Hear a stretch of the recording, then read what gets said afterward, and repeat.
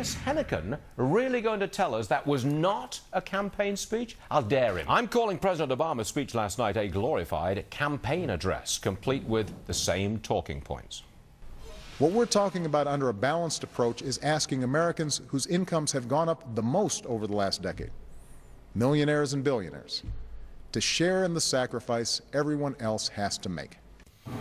Newsday columnist Ellis Henican is here to defend the president once again. He was giving me the ugly, the evil eye there for a moment. It was a gentle smile on my part. Something he learned early in Louisiana. Oh, that's right. He's from New Orleans, is he not? Okay, now look, that was a campaign speech, and you know it. Okay, first of all, let us concede one thing, right? Anytime a politician opens his mouth, there is some element of campaign speech, and that would be even true of some of your beloved Tea Party Republicans, This right? is the President of the United States of America. He is a leader of this nation at a time of financial crisis. I was not expecting a campaign speech. Well, I think you're naive if any politician speaks and you don't think there's an element of campaign. Do you think Ronald Reagan would have stood up there last... No, wait a minute, Ellis. Of course. You think Ronald Reagan would have stood up there and say, oh, let's tax those corporate jet owners, let's tax the oil companies, let's tax everybody? He might have used somewhat different rhetoric, although, oddly, it's interesting that you bring up Reagan, who was quoted by our president last night. Yeah. And has... Well, it turns out, Stuart, neither one of them agrees with you on this. They agree with me. Don yourself with the Reagan mantle and try to look good in front of the voters. It won't work. Do you believe, as I do,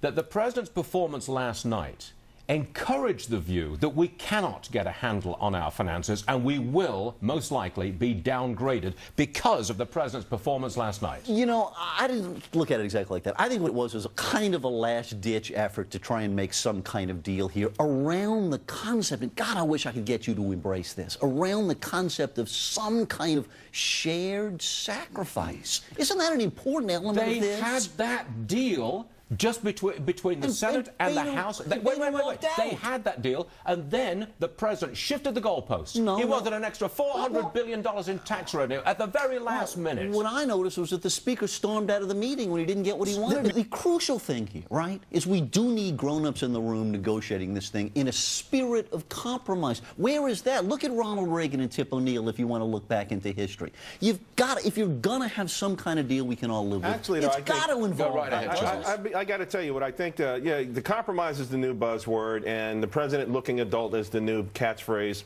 However, the lack of leadership, I think, is where the president's making a big mistake. You know, and the divisiveness, always bringing up corporate jet ownerships. Let's be honest, $300 million a year. You know, I mean, is that really what's hurting our economy? Is that really what's holding America back from its greatness? He should be unlocking our greatness instead of having us in a sort of bunker mentality where we hate each other. Listen, I can't embrace every single thing every Democrat does any more than you want to embrace some of the craziness at the extremes of the Republican Party. But in the end, isn't there a couple of key principles here? Right? One of them is that there's going to be pain, right? Everybody agrees with that. And somehow or another, that pain ought to be spread around. Charles, just agree to the $300 million. That deal was in place. The deal with shared sacrifice was in place. $800 billion worth of revenue and over $1 trillion worth of funds. It was in place, and the president wrecked it. And then John Boehner mentioned it to some of his members of his caucus, and he went scampering like a little bunny rabbit, didn't he? Are you satisfied with the president's leadership? I'm not satisfied with anybody's leadership. Are you satisfied with the president's leadership? No. You're a Democrat. You're going to defend him? Not satisfied with anybody's leadership. Last night's performance was, I'm not going to be too harsh, but it was certainly a disappointment, wasn't it? Well, you know what? That may be kind of how you approached it. It was a disappointment, was it not, Ellis Henican? Well, disappointment to this extent. It didn't sway you. No, seriously. I mean, we've got to convince some people here that key principle is important. All right. I'm disappointed in that. Yeah, I'm glad to hear.